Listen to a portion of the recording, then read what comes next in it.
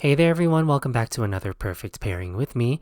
Did you know Cosmos flowers have an interesting and symbolic meaning that is perfect for card making? Keep watching to find out more about their natural beauty in this crafting tutorial. To start this card making tutorial, I'm actually going to start with my background first. So this is a panel, an A2 size panel, 4¼ by 5½ of Sapphire Crafty Necessities cardstock. For my card palette and color inspiration for this card, I was looking at more saturated colors, which is quite a challenge for me. Usually I like a lot of high contrast flowers, a lot of white space. So I thought I'd incorporate a really bold background for this card. And instead of leaving this panel blank, I'm going to emboss it first. This is Cozy Sweater 3D embossing folder from Altenew. It is one of my new favorite embossing folders, and I just really love the texture, the knitted cable texture of this embossing folder, and I think it looks great in portrait and landscape orientations as well. So I'm going to really easily align this in the center of the embossing folder, and after running this through my die cutting machine with the standard embossing folder sandwich, I'm left with this gorgeous texture. I love the cable in the center as well as the ribbing that's along the side. It's just a great overall background for the burr months.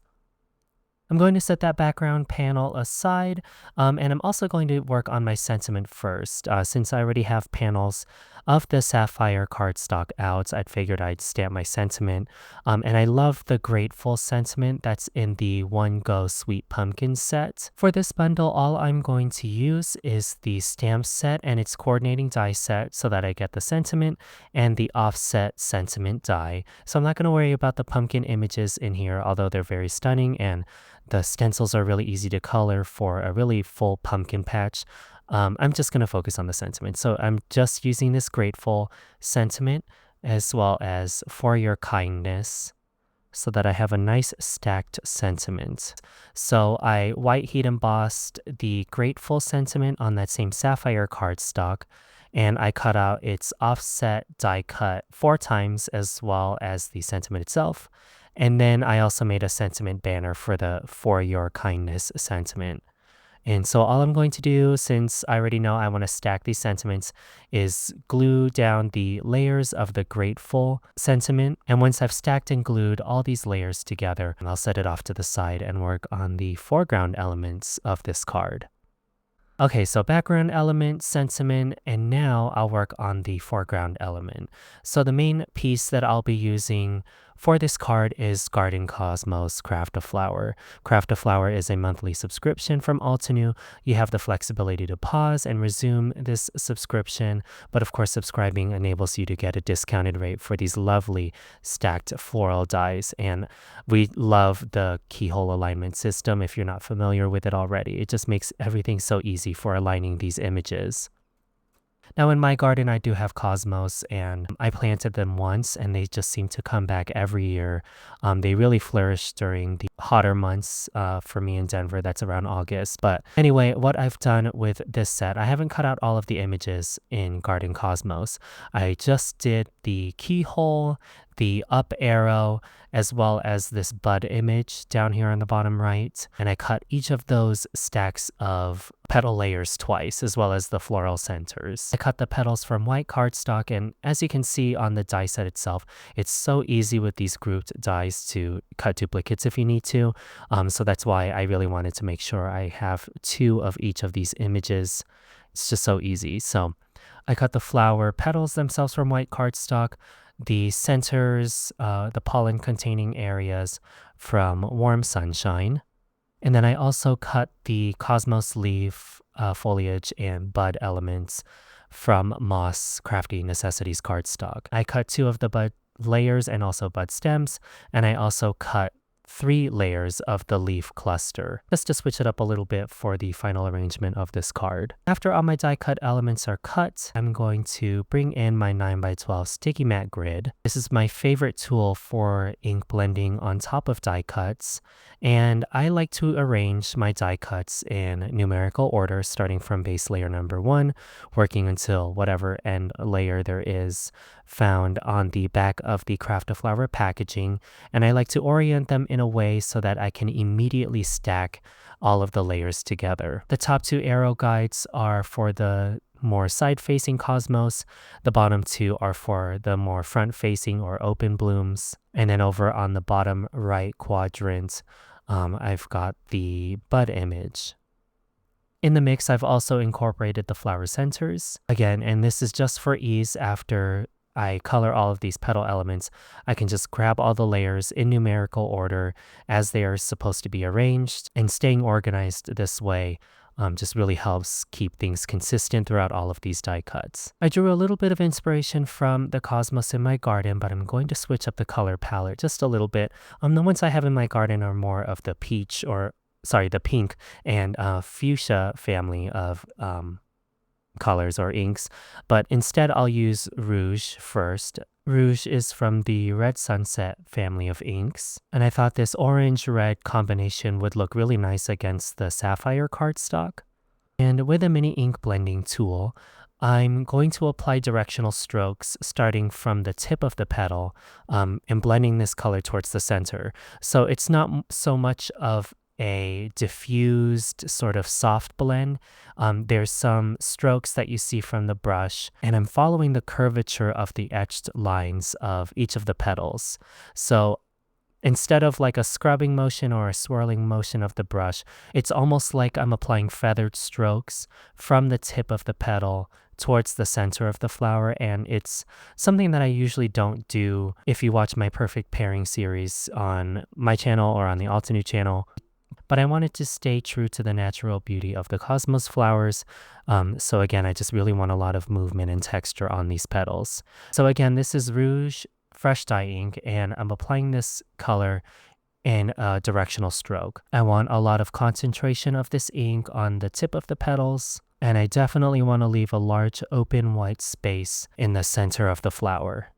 And then for the bud images, I'll do the same thing. So on the bud tip, I'll apply Rouge cardstock and leave less of a white open space. You know, it's a new flower.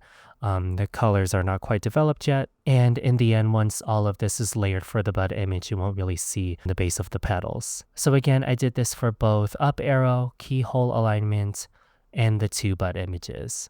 And now I'm going to move down to my next value of ink, which is going to be Grapevine. Grapevine is from Red Cosmos, coincidentally, Fresh Dye ink set. And instead of using a mini ink blending tool, this time I'll use the number 5 detail blending brush. This is an angled tip, which is going to give me a little bit more control of where this color goes. Similar to what I was doing before, again, these are directional strokes. I'm starting from the tip of the petal sort of off and onto the 9x12 sticky mat grid and blending that color towards the center of the flower. The etched lines on the petals give me some sort of direction and indication of where I should apply this color, so I'm just following that curvature. It's so easy to create movement with those etched lines. And aside from applying this color on the very tips of the petals, I also want to barely outline the outside of the petals. Again, if you're looking at reference images of Cosmos with the more white centers, you'll see that this is sort of what they look like. Applying these details shouldn't take long at all. Again, I'm doing this on just the petal images, and I love that as I apply these directional strokes with the detail blending brush, that I'm getting some depth as well within the etching. So it just really lends itself, it really mimics that nice velvety and rippled texture of the Cosmos flowers. They're some of my favorite to color with ink or with artist markers, just because you can achieve a lot of texture and movement in the petals. I'll let the petal layers dry back a little bit and work on the flower centers real quick. I'm just going to use Espresso Fresh Dye ink. Espresso comes from the Coffee Break Fresh Dye ink family, and I'm applying just a slight shadow to the base of these flower centers, so I get a little bit of depth and movement as well in the center of the flower. And I used a mini ink blending brush to apply that color.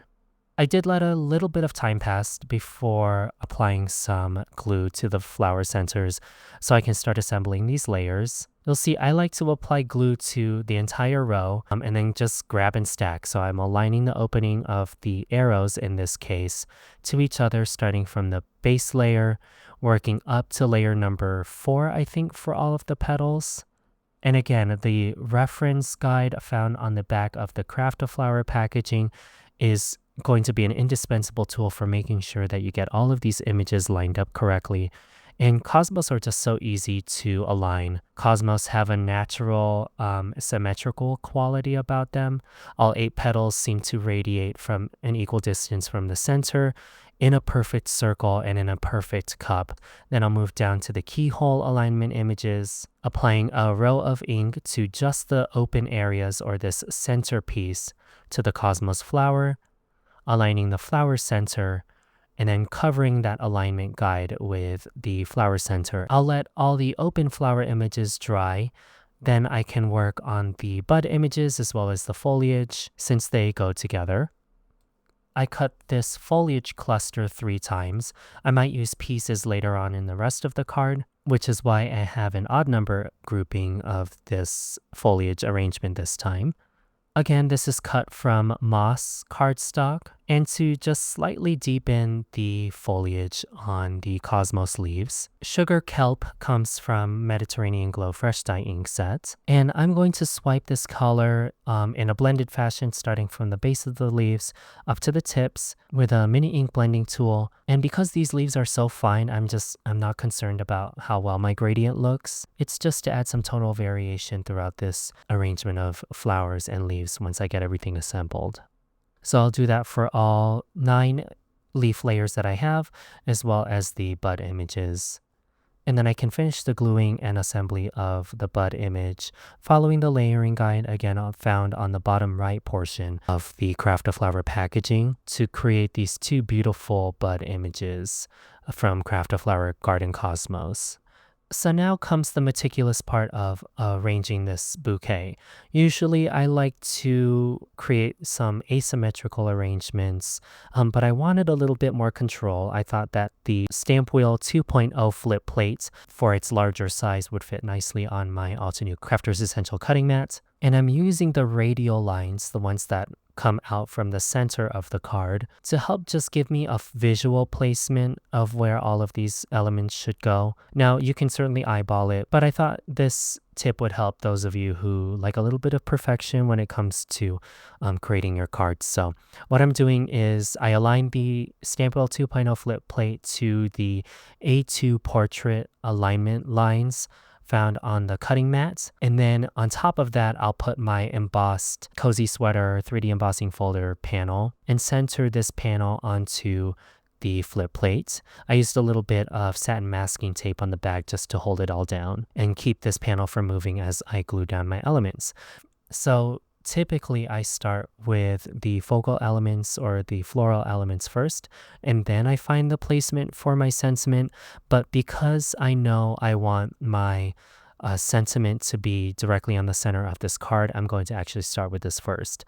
So I stacked 2 layers of the 1/8 inch by 1/2 and the 1/4 wide instant dimension foam tape to stack up the sentiments. So that's the grateful and for your kindness sentiments, and centered this group in the center of the Cozy Sweater embossed panel background. Then it took me a second to find the right arrangement that I wanted for this card front. I started from one top corner and tried to mimic that arrangement on the opposite corner, looking for reference lines along the Stampwheel flip plate just to give me some guidance. But what I found is going to be the most helpful to getting these perfect and exact is I arranged one cluster and used a little bit of satin masking tape to gently hold the 2 open flowers and the 1 bud image from one grouping. And I did remove a lot of the tack from the tape by touching the tape to the back of my hand quite a lot. And then once I've got one grouping down, I applied instant dimension foam tape to the back. This is the thinner one, the 1/16 inch thick by 1/2 inch wide instant dimension foam tape. And I only applied these to like the flower center areas. And I didn't remove the adhesive backing yet. I just wanted to get these stuck together before I bring them to my card front. And then, while this cluster is still taped with the satin masking tape, I'll grab the remaining duplicate images, so the side-facing, open-facing, and bud image, and align them on top. So I'll layer them just so that they are in the exact same place as the other one. Again, another piece of satin masking tape to hold the cluster together. And then I'll use Instant Dimension foam tape to get those raised off my background. And now my clusters are grouped in the exact same way. But then this is where I use the radial lines on the flip plate again, is I'm actually looking at the Cosmos bud and I'm looking at the radial lines to make sure that they're in the exact same place on my card front once I remove the release paper from the foam tape. And I'm picking this arrangement just to continue to play with the symmetry and the natural beauty, the geometric order of the Cosmos flowers. And once I peel the release paper from the foam tape and my floral clusters are in the exact radial symmetry on my card front, then I'll start in to fill in the spaces with the Cosmos leaves. Now the Cosmos leaves, because of their more fenestrated or open appearance, I'm not so concerned about getting them exact using the flip plates.